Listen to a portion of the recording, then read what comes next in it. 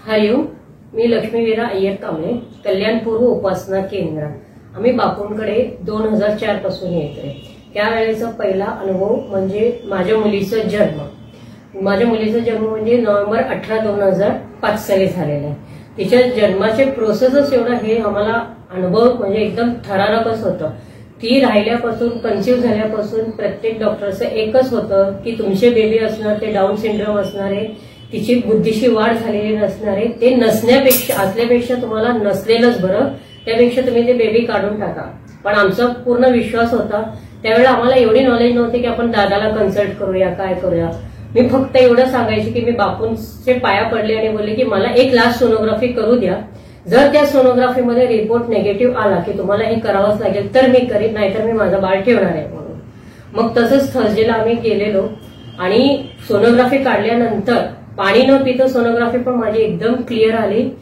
ते जे सोनोग्राफी काढणारे डॉक्टर होते ते स्वतः बोलायला लागले की तुमचं बेबीचं वाढ 1 आठवड्या अगोदरचं आहे, तुम्हाला काही घाबरायची कारण नाही. आणि जेव्हा ते सोनोग्राफी घेऊन मी माझी गायनिककडे गेली, तिला एवढा आश्चर्याचा धक्का बसला. ती बोलली मागच्या 2 आठवड्यापासून मला हार्टबीट्स लागत नव्हता म्हणून मी तुम्हाला बोलत होते आणि आता तुमच्या बेबीच्या हार्टबीट्स लागते, वरनं तिचं ग्रोथच खूप फास्ट आहे. आणि बापूं कृपेने बापूंच्याच वाढदिवसाच्या दिवशी तिचाही जन्म ब्रह्ममुहूर्तावर मला झाला. आणि आज माझ्या मुलीचं 10th मध्ये 90% आहे. भरतनाट्यमला तिचं विशारद आहे. आणि हे माझा फक्त बापूंच्या आशीर्वादाने सगळ्या गोष्टी घडल्या. दुसरं म्हणजे माझ्या मुलाचा जन्माचं, त्याच्या वेळेला एवढं काय नाही, पण लास्टला डिलिव्हरीच्या वेळेला असं झालं होतं की त्यांनी त्याची घाण खाल्ल्यामुळे त्याला आयसीयू मध्ये ठेवायला लागलं. प्रत्येक डॉक्टरची वेगवेगळे ओपिनियन येत होती.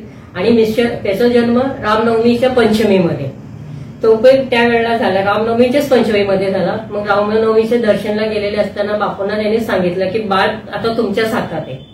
आणि त्याच्याच दरम्यान प्रेग्नन्सीच दरम्यान जेव्हा माझा शेवटचा महिना चालू होता त्यावेळेला होळी आलेली आणि जायचं न जायचं या संभ्रमात असताना सुद्धा मी बोलली जाऊ दे, 1/2 किलो डाळ घेऊन पटापट पोळ्या केल्या. आणि लास्ट म्हणजे त्यावेळेला माझे 9th मंथ कम्प्लीट होणार होतं, त्यावेळेला मी दर्शनाला गेले.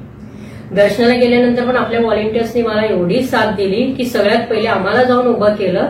त्याच दिवशी मला बापूंनी 3 वेळा दर्शन दिलं आणि 3ही वेळा दर्शन देऊन आश्वासन केलं की मी आहे, तू जा, काहीही प्रॉब्लेम नाही. तो झाल्यानंतर पण रामनवमीला जेव्हा मिस्टर गेले त्याच्यानंतर तिथनं उदी आणली आणि त्याच्या तब्येतमध्ये पूर्ण सुधारणा झाली. पण 5 वर्षापर्यंत होतो आम्हाला त्रास, पण बापूं कृपेने प्रत्येक गोष्टीमध्ये तो निभवत नेत होता. आता तो 8th स्टँडर्डला आहे. त्याच्यामुळे हे दोन्ही माझी मुलं जे आहेत ते बापूंचीच मला देणे, त्यांची देत आम्ही आमच्या आता सांभाळतो.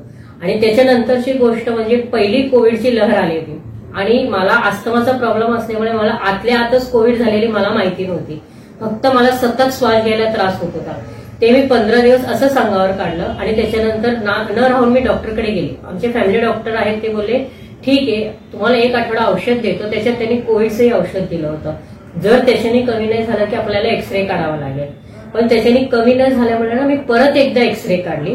एक्सरे काढल्यानंतर त्याच्यात हेझलनस दिसलं. मग ते फॅमिली डॉक्टर पण एवढे चांगले होते ना, ते बोलले तुम्ही कुठे डॉक्टरकडे ऍडमिट होऊ नका, होम क्वारंटाईन घ्या, मी तुम्हाला औषध देतो. कारण तुम्ही अस्थमाच्या पेशंटला तुम्हाला कुठेही टाकलं तर खूप मोठ्या हाय लेवलला जाऊन पोहोचेल. ते असं झाल्यानंतर मग त्याच वेळेला त्यांनी मला होम क्वारंटाईन करून घरातनंच औषध दिलं. त्याच्याने मी दिवाळीच्या दरम्यान बरी झाली. त्या दरम्यान घडलेली गोष्ट म्हणजे आपल्याला दत्ततारा केंद्र पूजेसाठी सांगितली होती, जी आपल्या गुरुक्षेत्रला होतो. अचानक माझा रिपोर्ट यायचा आदल्या दिवशी मला कॉल आला की उद्या तुम्हाला पूजा करणार आहे. आणि त्याच दिवशी माझा रिपोर्ट पॉझिटिव्ह निघाला कोविडचा. त्याच्यातनं पण बापूंनी मला यासाठी तारून काढलं की नेक्स्ट इयर माझ्या वडिलांना ही गोष्ट होणार होती. आता माझे वडील हयात नाहीये, पण त्यांना कोविड असताना मीच त्यांच्याबरोबर केडीएमसी मध्ये फुल कोविड वॉर्डमध्ये बसलेली, सतत त्यांच्याबरोबर येणं जाणं, अख्खी रात्र त्यांची सेवा मला करायची मोका बापूंनी दिली. पण एवढं सगळं त्यांच्याबरोबरही राहून सुद्धा कोविडने मला शिवलं देखील नाही माझ्या घरच्यांना कोणाला शिवलं. ह्यासाठी मी बापूंची खूप खूप खूप अंबज्ञ आहे की या कोविड सारख्या सिच्युएशनमध्ये सुद्धा त्यांनी मला एवढं छान तारून नेलं.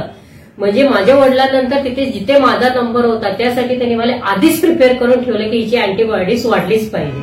त्यासाठी आधी मला त्याची लागण झालं, नंतर मी माझ्या वडिलांबरोबर कंटिन्युअस होते. त्यांच्या शेवटच्या याच्यापर्यंत होती. लास्टला त्यांचं काय झालं ते बापूंनाच माहिती. आणि तेही रामनवमीच्या दिवशीच गेले. एक्झॅक्टली रामनवमीच्या दिवशी ब्रह्ममुहूर्तावर गेले. तेही बापूचरणीच विलीन झाले असं आम्ही समजतो. हरिओम श्रीराम अंबज्ञ नाथ संवेद.